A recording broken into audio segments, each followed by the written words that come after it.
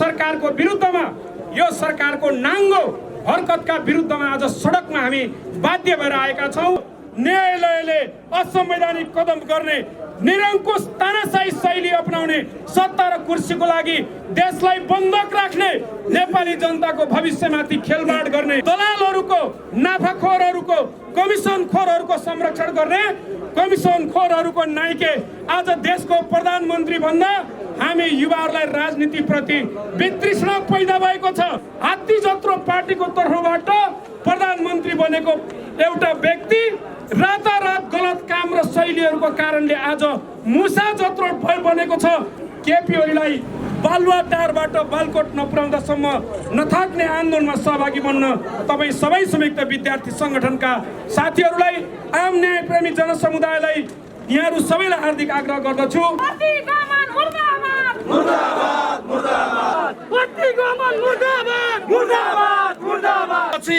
केपी ओली एउटा भनाइ छ नि, आज चिउ खाए बाद चिउ खाए झुसे बारुला भने जस्तै विद्यार्थी आन्दोलनको लागि केपी ओली झुसे बारुला हो। विभिन्न ताना बाना बुन्नुहुन्छ भने अब पनि राजीनामा नदिएर कुर्सीमा टाँसिरहन बालुवाटार र शीतल निवासमा अँध्यारोमा बैठकहरू गरिरहनुहुन्छ भने याद गर्नुहोस्, अब नेपाली युवा विद्यार्थीहरू सडकमा आइसके। तपाईँलाई त कुर्सी सहित बालुवाटारबाट यो सडकमा ल्याएर लथार्दै ल्याएर पछार्दै छन्। त्यस निम्ति पनि अब युवा विद्यार्थीहरू अगाडि बढिसके।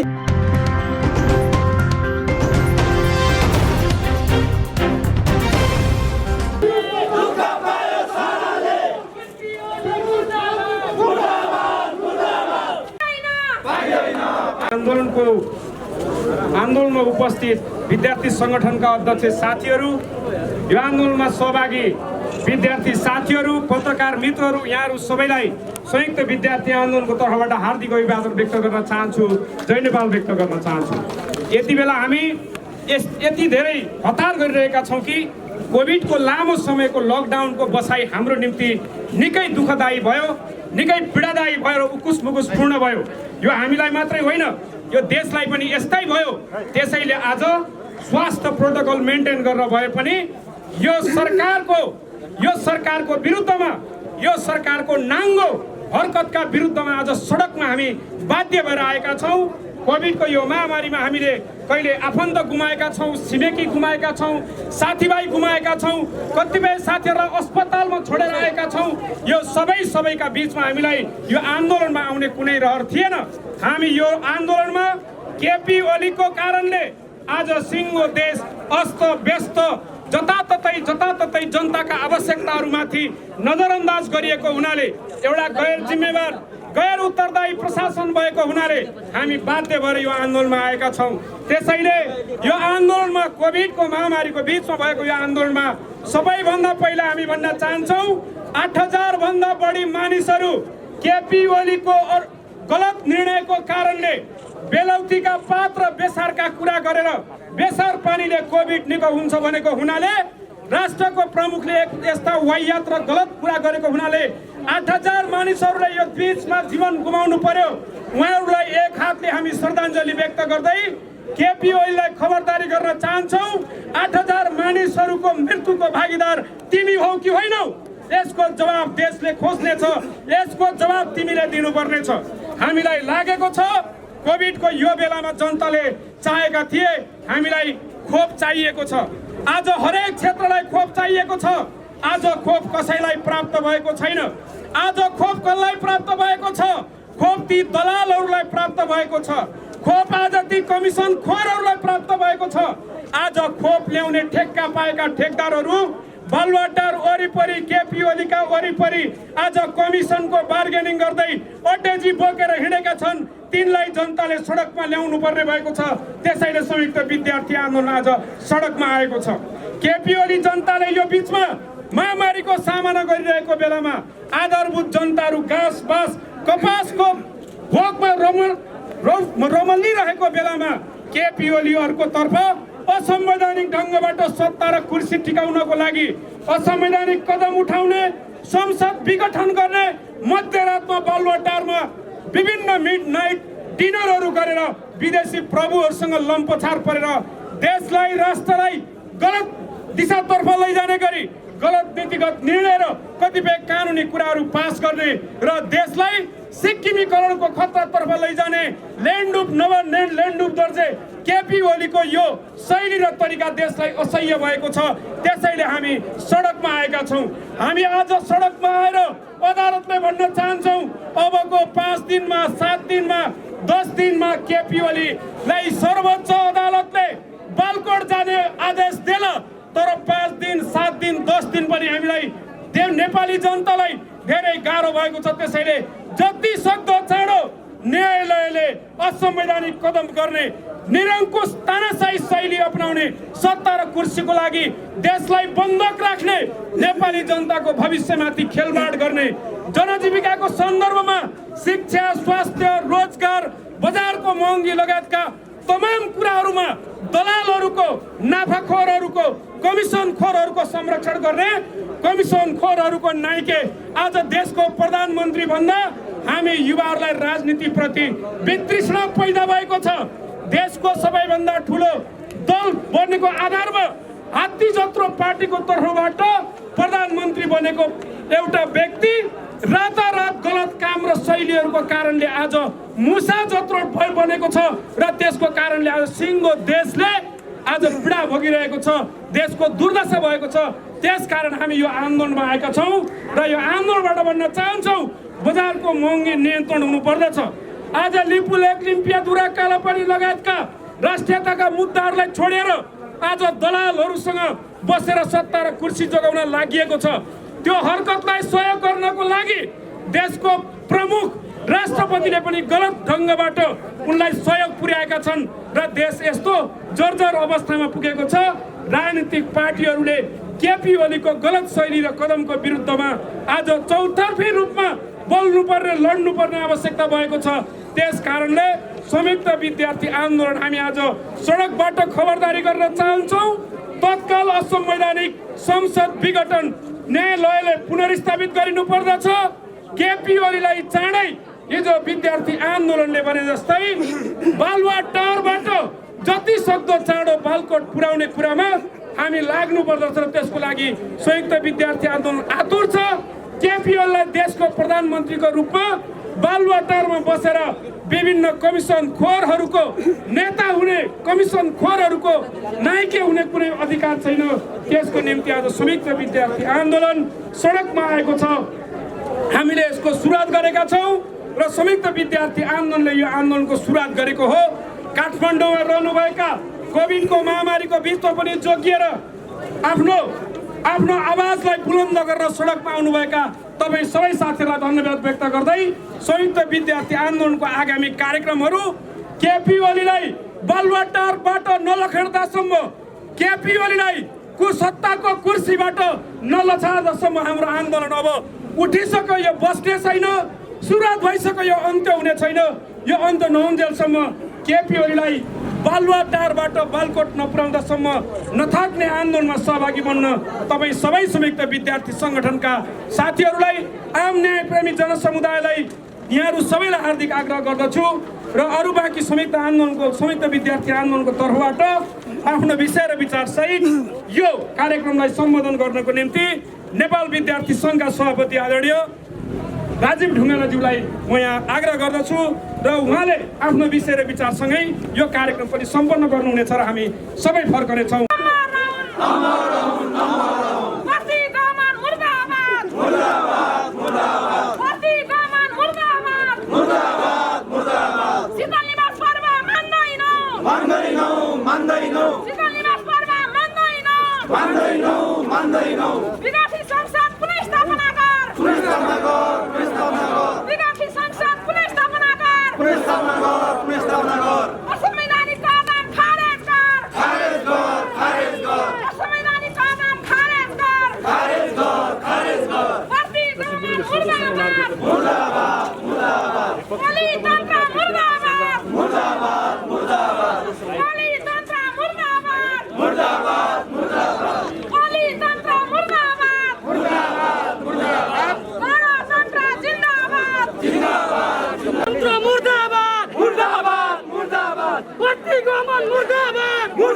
मुर्दाबाद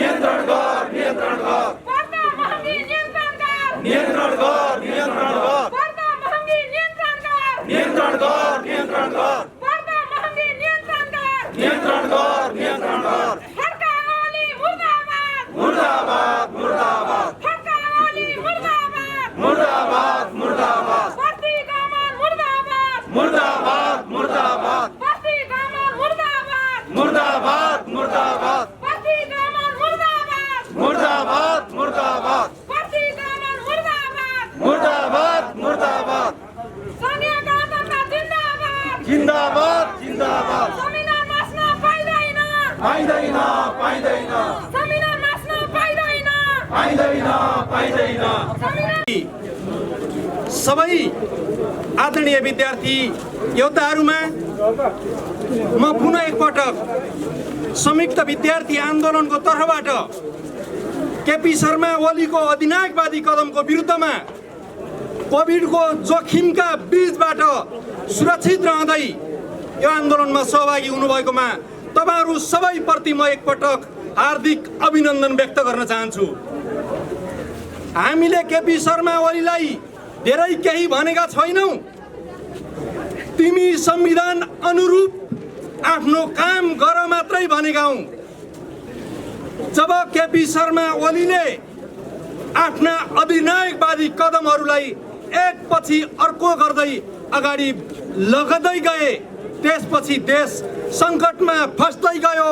देश मात्रै होइन, स्वयं केपी ओलीको सरकार समेत आज 5 जना मन्त्रीमण्डलमा सीमित हुन पुगेको छ र पनि अझै पनि केपी ओलीले आफ्नो दम्भ प्रकट गरिरहेका छन्।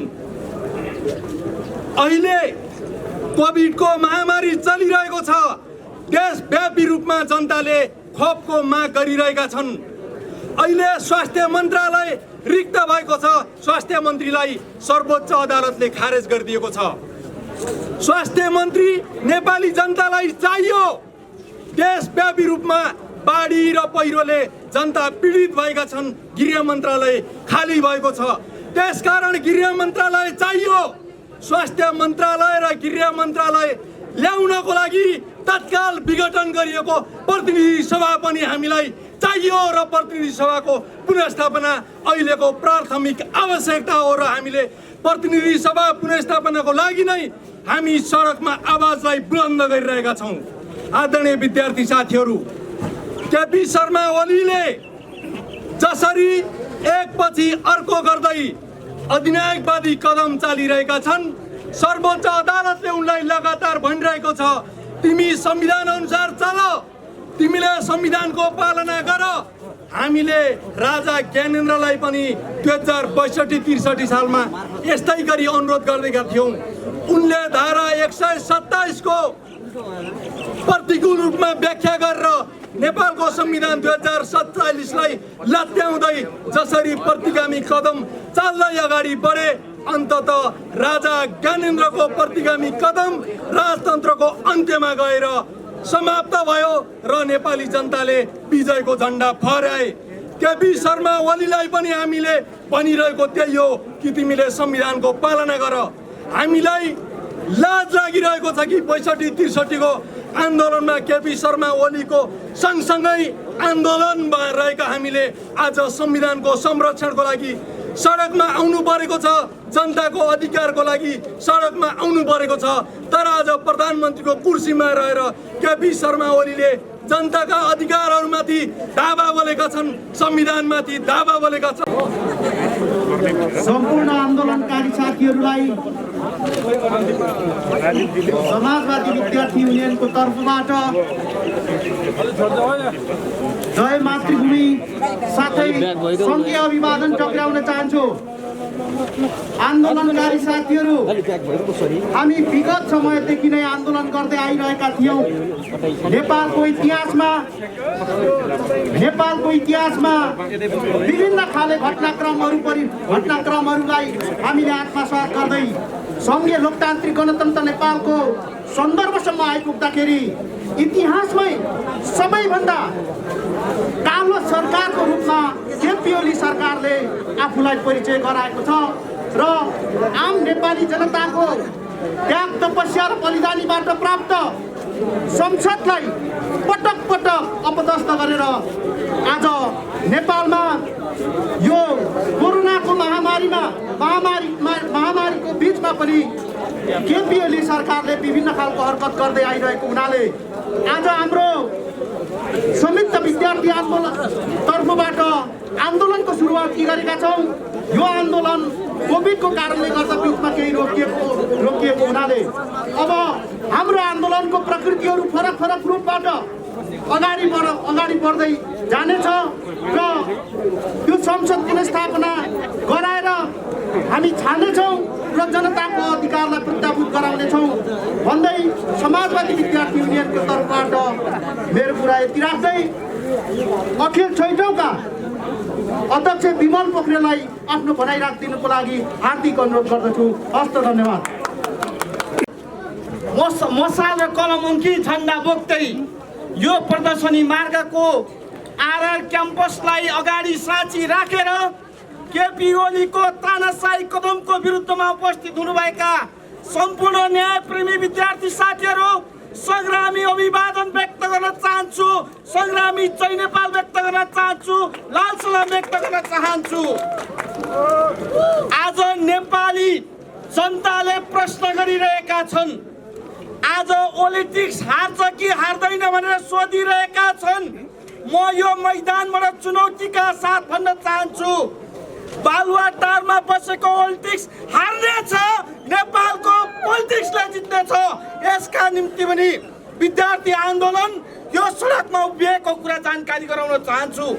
म धेरै केपी ओलीलाई भन्न चाहन्न, केपी ओली बालुवाटारबाट बालकोट गए राम्रै हुन्छ, हाम्रा निम्ति पनि राम्रै हुन्छ, केपी ओली स्वयंका निम्ति पनि राम्रै हुन्छ।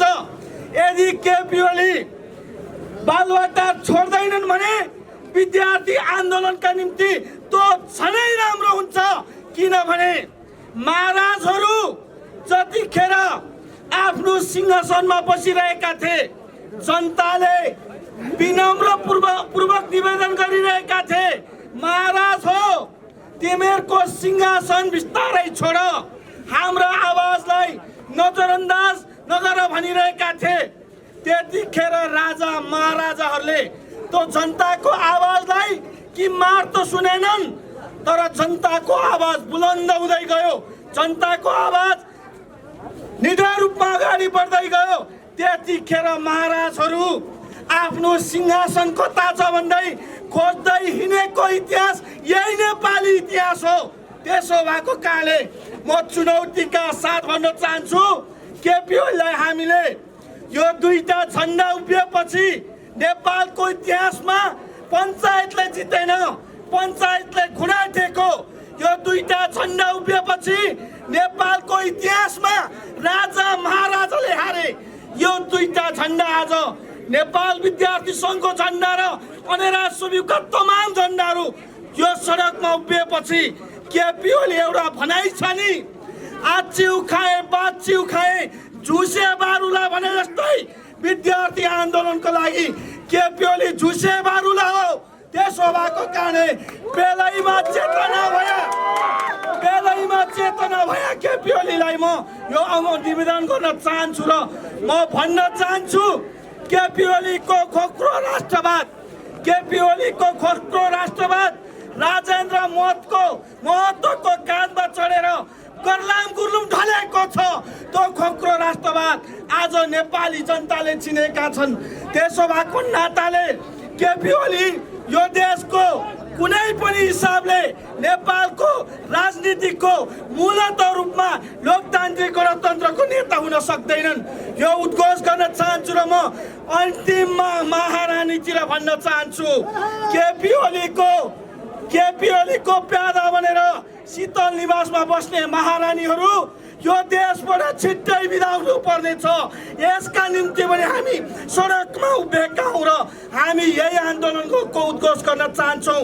केपी ओली संवैधानिक रूपले, केपी ओली राजनीतिक रूपले पतनको बाटोमा गइसकेका छन् र अब एकचोटि सडक गलेको केपी ओलीलाई धक्का दिनका निम्ति विद्यार्थी आन्दोलन उपस्थित भएको छ र हामी संयुक्त रूपमा यो आन्दोलन उठाइरहेका छौँ र देशभरि नै हामी यो आन्दोलनलाई अगाडि बढाउने कुरा राख्दै बिदा हुन्छु। हस्त नमस्ते, अभिवादन।